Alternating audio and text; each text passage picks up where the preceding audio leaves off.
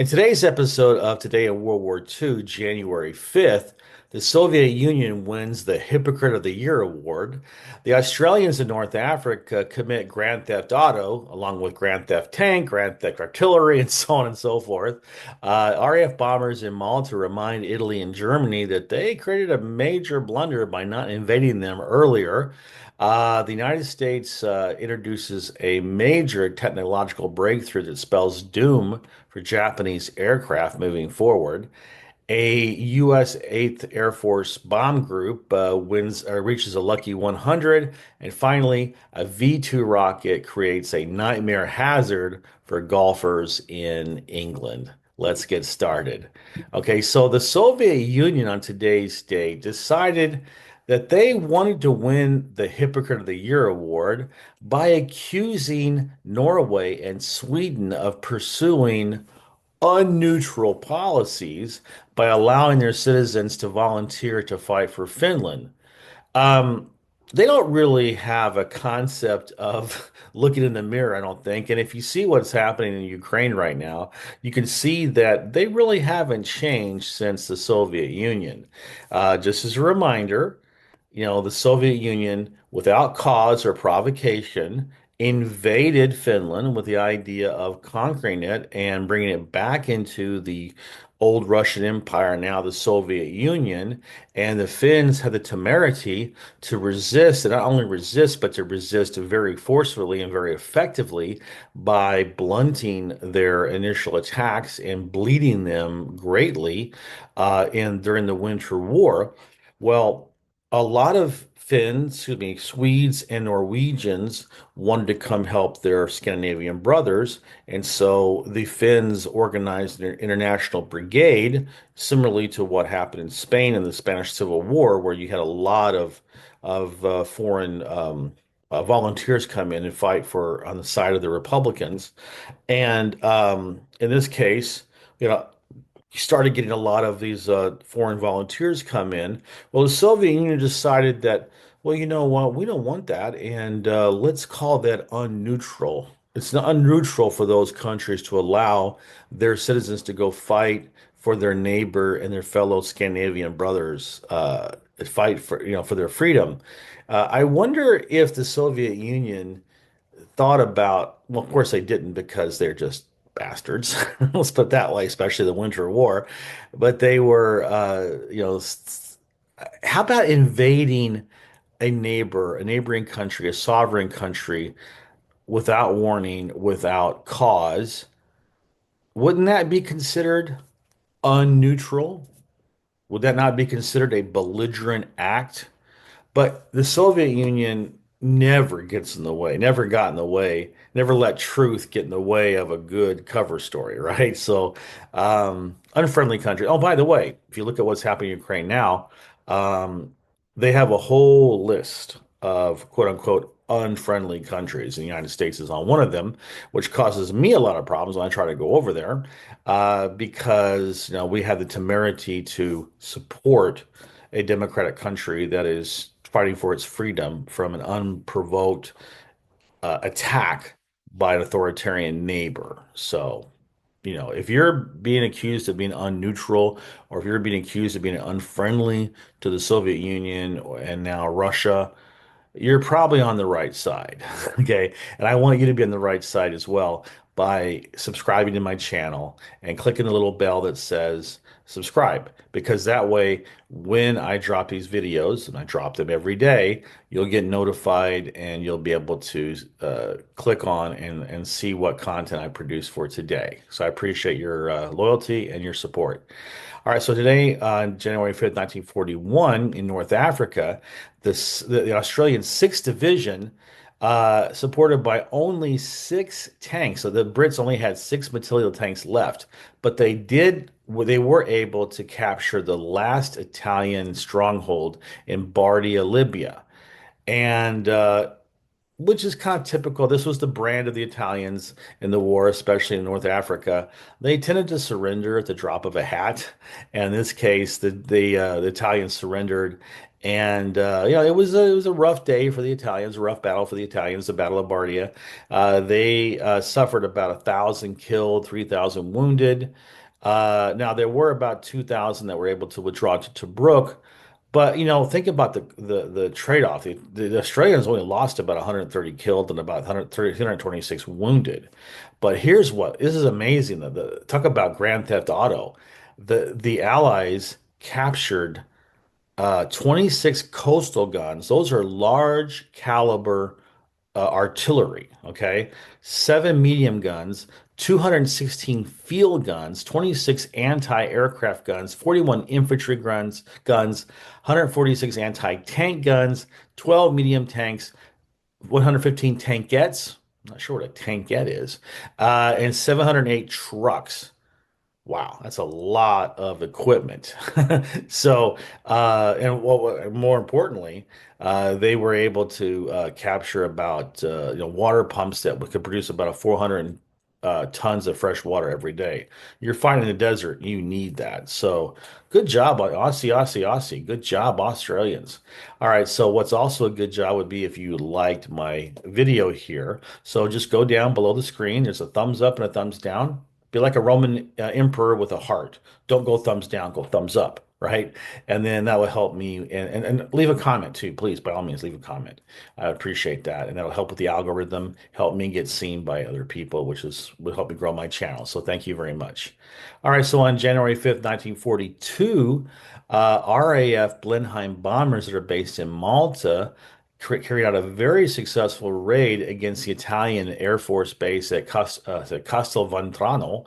I hope I pronounced that correctly. And they were able to destroy about 11 Axis transport aircraft on the ground. That meant that caused a huge shortfall in the amount of supplies and reinforcements that could be airlifted from Italy to North Africa, which were desperately needed at this time in the battle by Rommel and the Afrika Korps and their Italian allies.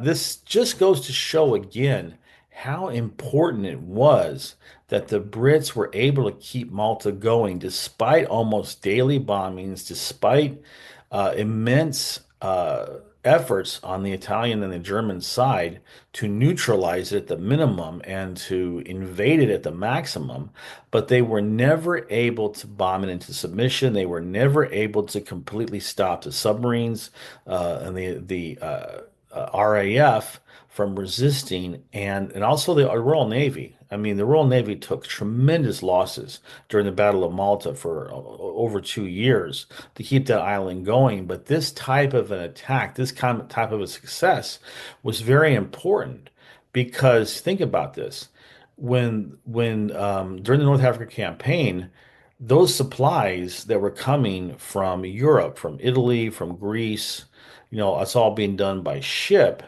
And well, some of it was done by transport aircraft, of course, but they all had to pass by Malta. And you had the British submarines there, you had the RAF, and then you had the Royal Navy. I mean, that was very tough. It was very similar to what happened in 1940 when the Germans were thinking about invading England, but the RAF and the Royal Navy were able to put up such a resistance that they just felt like the cost would be too high. Personally, I think that the Germans should have done that because, as you see, that was probably one of the key factors in the Germans losing the campaign in North Africa because they did not neutralize Malta. All right, so moving on. Today on January 5th, 1943, Lieutenant Red Cochrane and his crew of 5-inch batteries on the USS Helena, which was a cruiser in the South Pacific. This is what they were off of Guadalcanal.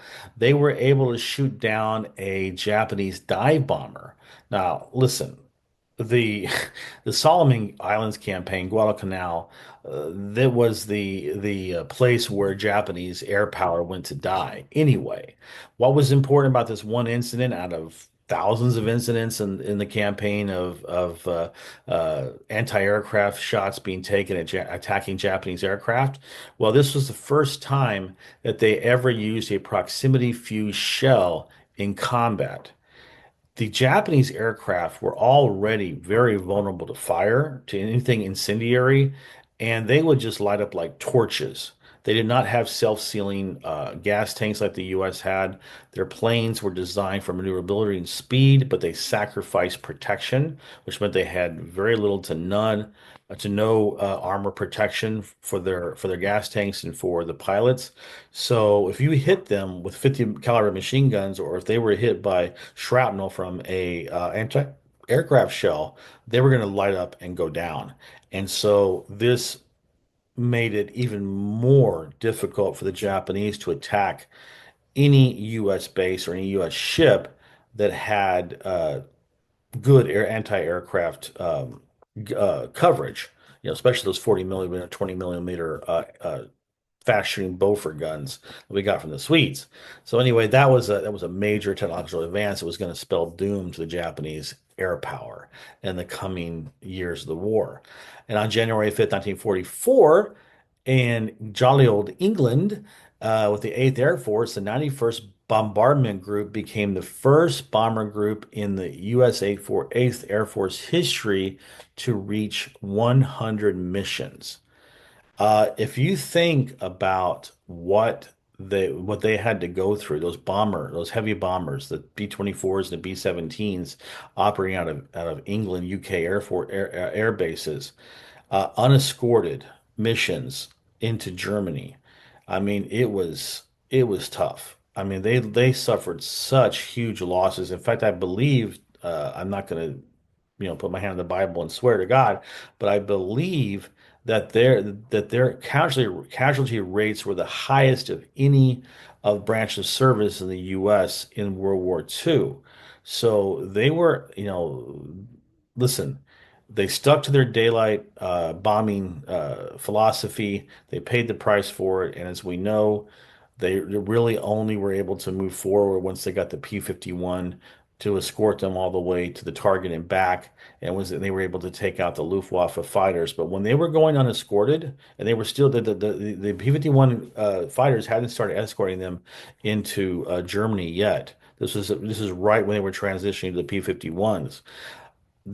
For one bomber group to make it to 100 missions, that was an incredible accomplishment. Remember, the Memphis Belle, the famous B-17 that was able to complete 25 missions and went home, and they made a movie about it, and so on and so forth.